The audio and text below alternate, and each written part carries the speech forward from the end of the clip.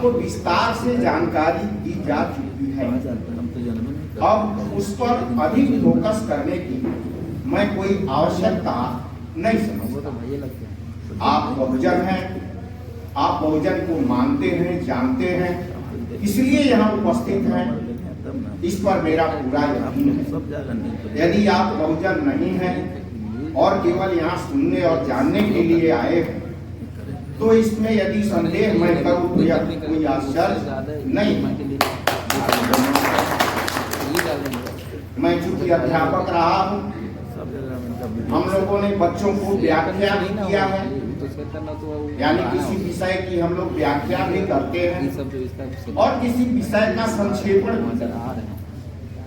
हमारे मंच पर उपस्थित हमारे मुख्य अतिथि महोदय जो बहुत अच्छे जानकार हैं राजनीति के, सामाजिक चेतना के, और भी हमारे बहुत सारे लोग जो हैं अपनी बातें आपके समक्ष रखेंगे। लेकिन मैं कुछ बातें आपको जो रखना चाहता हूँ वह इस प्रकार है कि हर तरफ अंधकार ही अंधकार नजर आ रहा है। हर तरफ अंधकार ही अंधकार नजर आ रहा है और नफरत की आग में जलता हुआ प्यार नजर आ रहा है। 7 दशक की आजादी के बाद भी दोस्तों हमारा भाई बहुजन लाचार नजर आ रहा है। क्या आपने इन बिंदुओं पर कभी सोचा? अगर नहीं सोचा तो क्यों नहीं सोचा? क्या हमारे पास आज की तारीख में कमी है? हमारे पास में लोग पढ़े लिखे लोग हैं, इंजीनियर हैं, डॉक्टर हैं।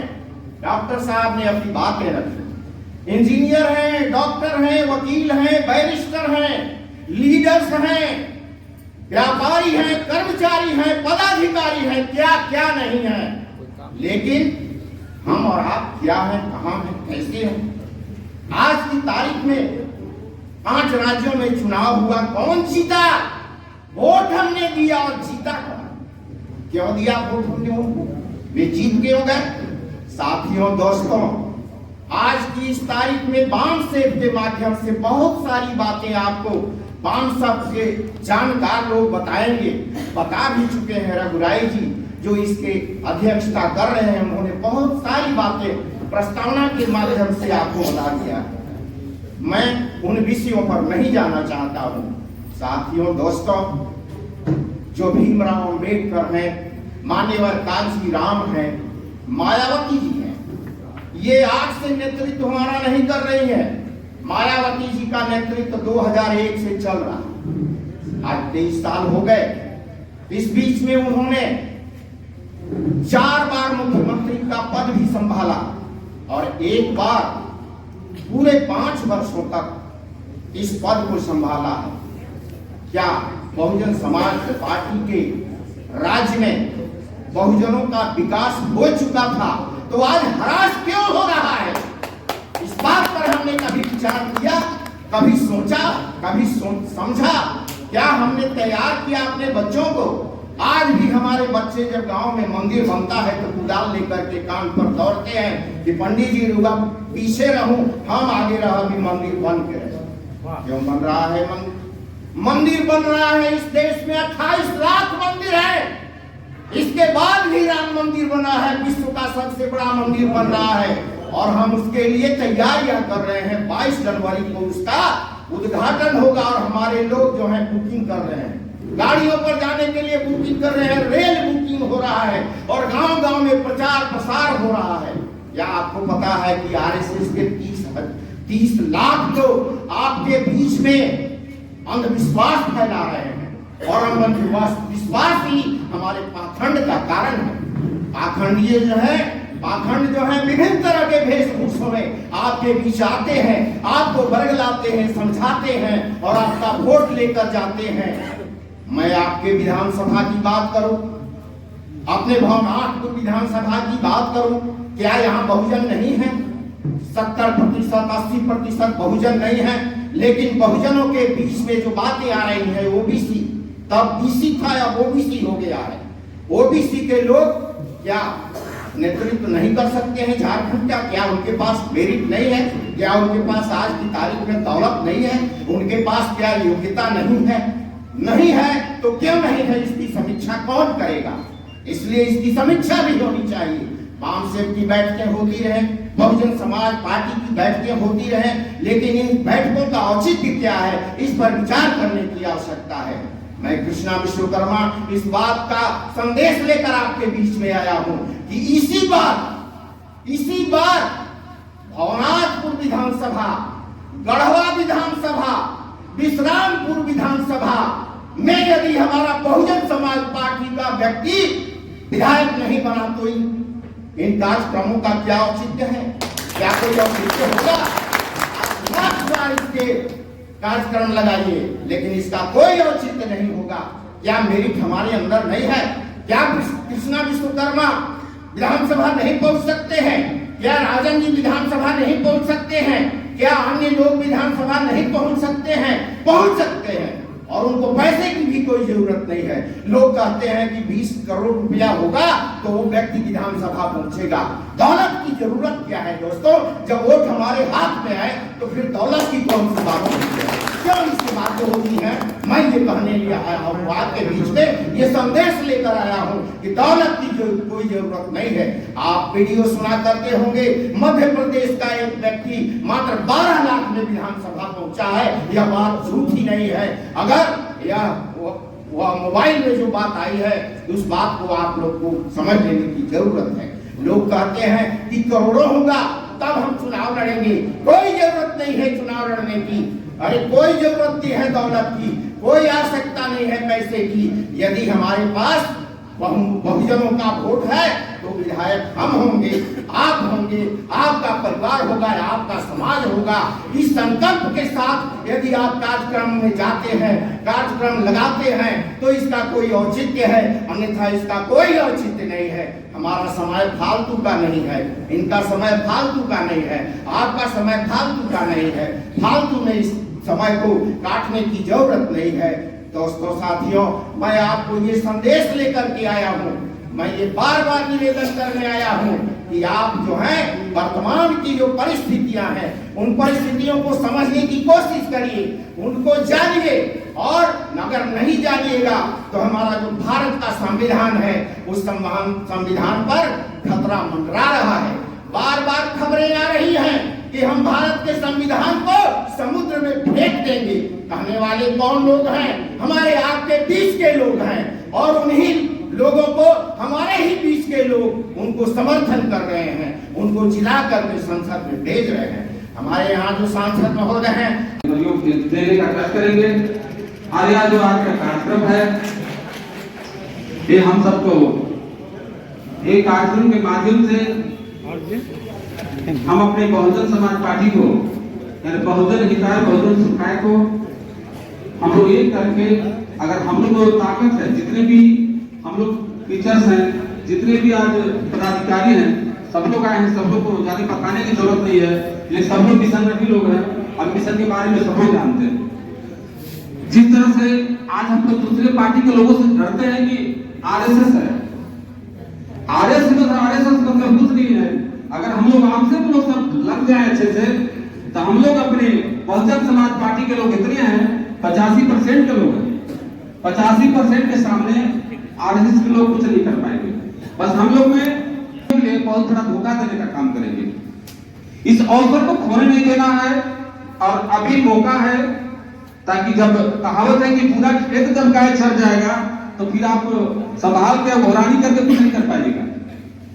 तभी घोरानी चलने वाला है, उसको रोकना है। राष्ट्रपिता ज्योतिराव फुले, झारखंड के धरती के जननायक, जल जंगल और जमीन का आंदोलन छेड़ने वाले बिरसा मुंडा जी, आरक्षण के जनक राजश्री छत्रपति साहू जी महाराज, भारतीय संविधान के निर्माता, विश्व विभूति, राष्ट्र निर्माता, संवैधानिक लोकतांत्रिक भारत के पिता डॉक्टर बाबा साहब अम्बेडकर,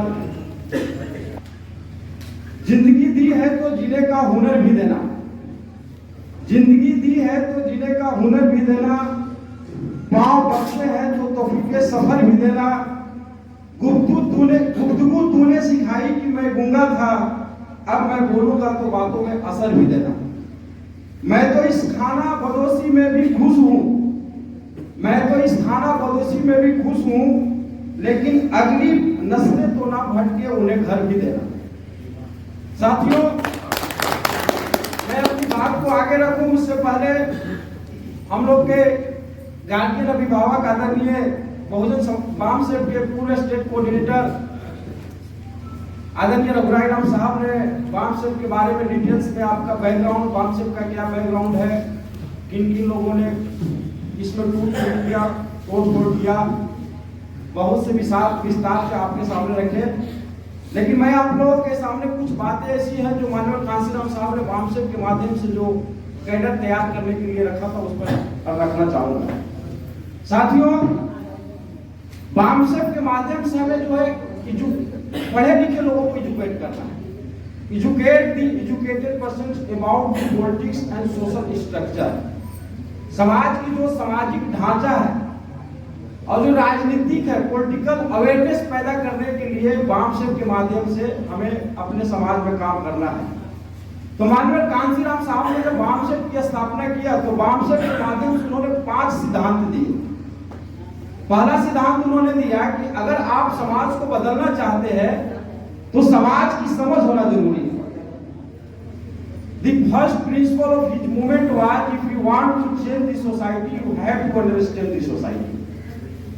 तो समाज की समझ होनी जरूरी है। समाज की समझ होने का मतलब है कि ये जो सामाजिक व्यवस्था है, ये जो ब्राह्मणिकल सोशल ऑर्डर के आधार पर जो सामाजिक व्यवस्था है, वर्ण व्यवस्था है, इस व्यवस्था की समझ होना जरूरी है।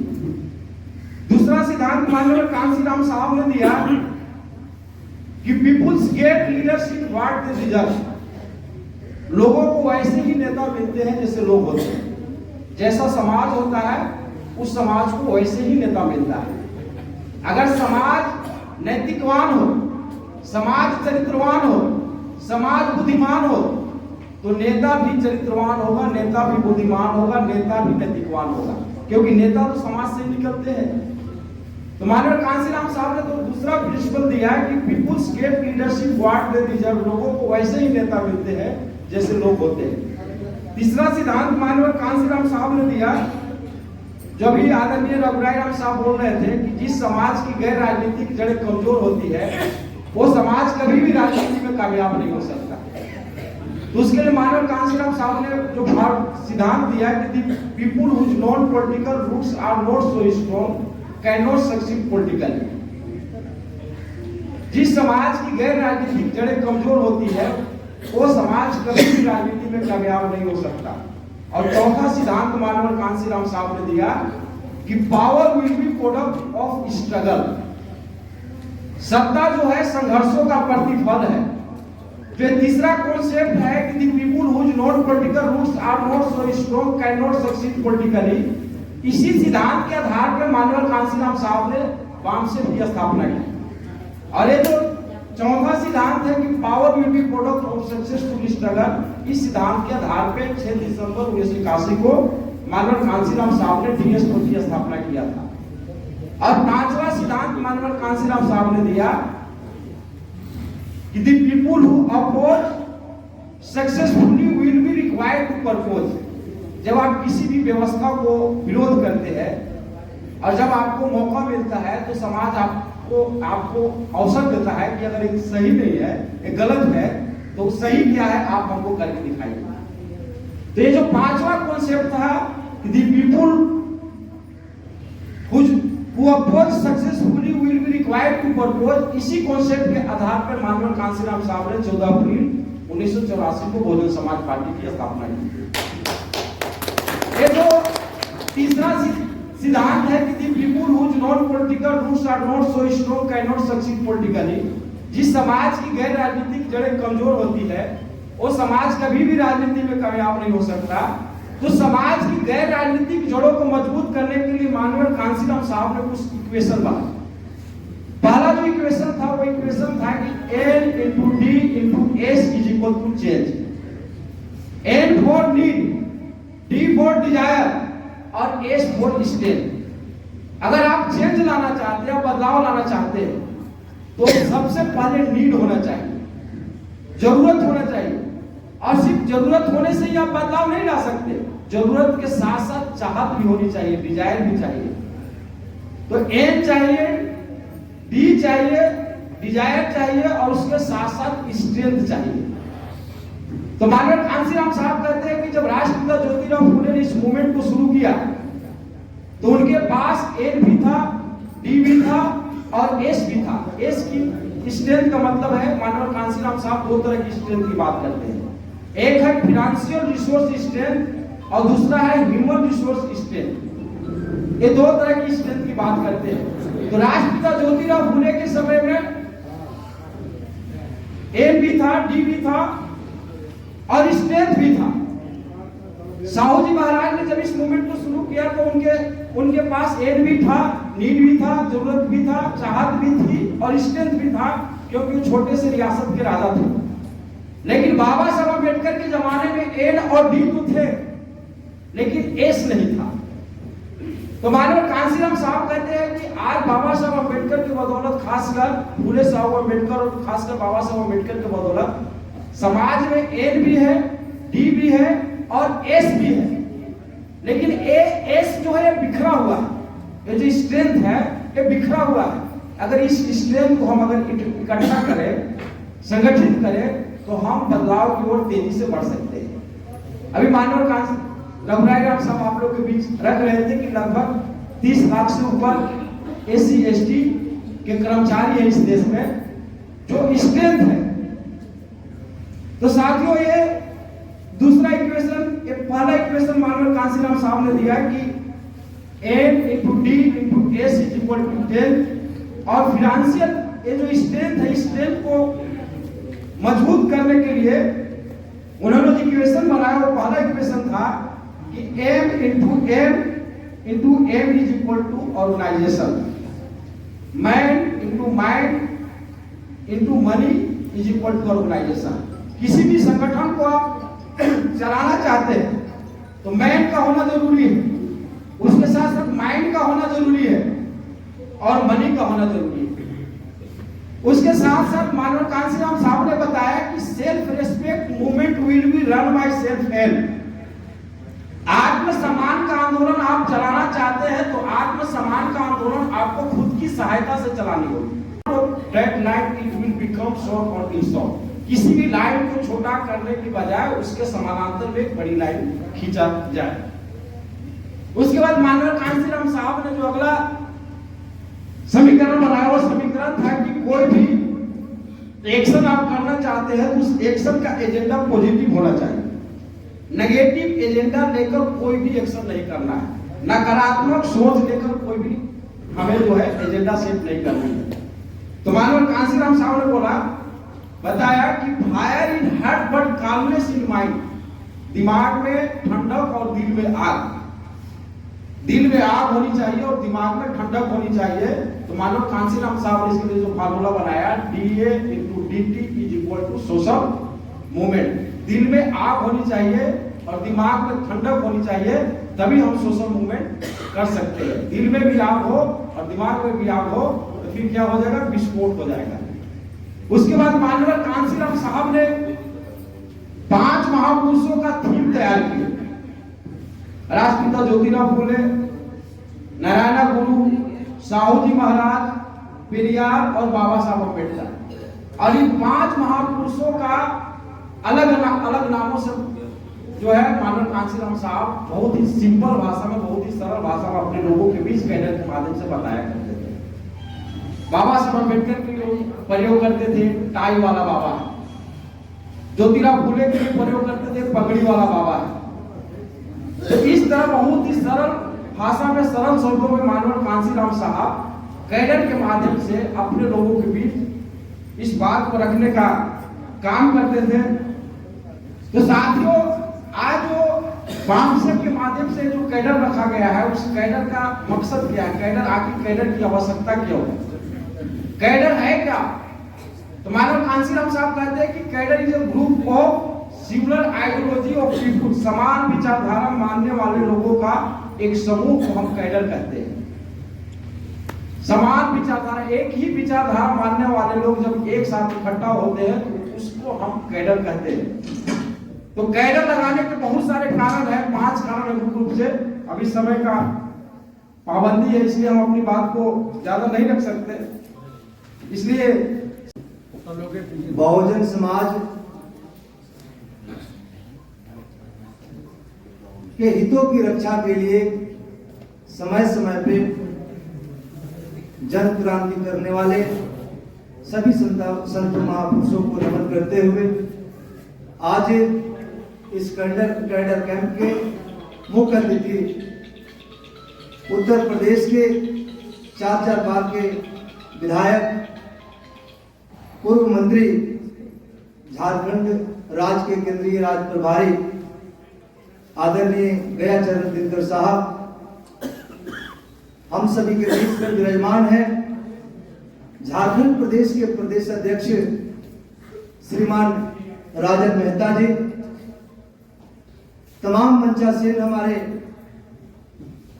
वरिष्ठ नेता एवं बसपा के कार्यकर्तागण, जिले के विभिन्न हिस्सों से आए हुए इस कैडर कैंप में सम्मानित अतिथि, नौजवान साथी, मेरी माताएं बहनें, आप सभी को हार्दिक अभिनंदन और स्वागत करते हुए पुनः मैं आप सभी को जय भीम अभिवादन पेश करता हूं।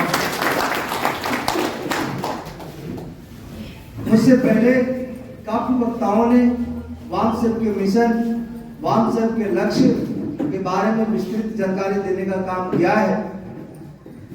उसके बावजूद भी थोड़ा बहुत किसी भी कार्यक्रम में उतार चढ़ाव होता है, उसको किसी को माइंड करने की आवश्यकता नहीं है। लेकिन मूल बात यही है कि वामसेव बहुजन समाज पार्टी के ऋण है और ऋण रूपी, इस बहुजन समाज पार्टी के ऋण रूपी जो भी यहाँ पे महापुरुष आए हुए हैं, आप सभी को मैं पुनः आभार और अभिनंदन और स्वागत करते हुए,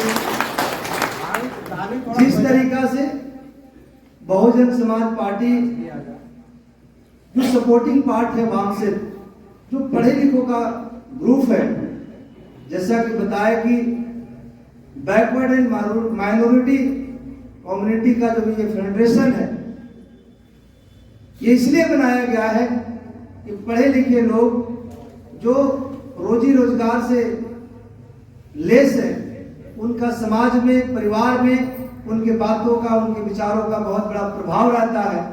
इसलिए मान्यवर कांसी राम साहब ने इस वामसेव को बनाया था। लेकिन दुर्भाग्य से वामसेव के बनने के बाद हम देख रहे हैं कि जिले में कई तरह के, कई खेमे में वामसेव काम कर रही है। ये बहुत ही दुर्भाग्य की बातें हैं और कहीं न कहीं मुझे लगता है कि गढ़वा जिला में इससे पूर्व जो भी वामसेव की बैठक लगी होगी, जो मेरे ख्याल में नहीं है, इसलिए नहीं है कि इस कार्यक्रम को लगातार हम नहीं कर पा रहे हैं, जिससे हमारे लोग अपडेट नहीं हो पा रहे हैं। जो जुड़ रहे हैं वो पिछड़ जा रहे हैं, जो पिछड़ रहे हैं वो जुड़ नहीं पा रहे हैं। तो इस तरीके से मुझे लगता है कि चीजों को दुरुस्त करते हुए हम लोग को अभी से, देरी से ही लेकिन दुरुस्ती से इस काम को आगे बढ़ाना है कि निकट समय आ रहा है जब आपको लोकसभा के चुनाव के लिए भी पूरे जोरों शोरों से इस क्षेत्र के तमाम पार्टियां, जो लोग इस लोकसभा के, ये बहुत ही दुर्भाग्यपूर्ण है। लेकिन अभी से हम लोग सबक लेते हुए आगे बढ़ेंगे और बहुजन समाज पार्टी को मजबूत करते हुए लोकसभा और विधानसभा में बहुजन समाज पार्टी के परचम को लहराएंगे। ऐसा विश्वास हम सभी को करके आगे बढ़ने की आवश्यकता है और इसी विश्वास के साथ अभी हम लोग यहाँ पे आए हुए हैं। चूंकि हम सभी के बीच में आज के मुख्य अतिथि यहाँ पे उपस्थित हैं और समय को देखते हुए उनको बोलने का और हम सभी को सुनने का काम बहुत ज्यादा जरूरी है, इसलिए हम ये मंच साहब को हवाले करते हुए मैं अपनी वाणी को विराम देता हूँ। जय भीम, जय भारत।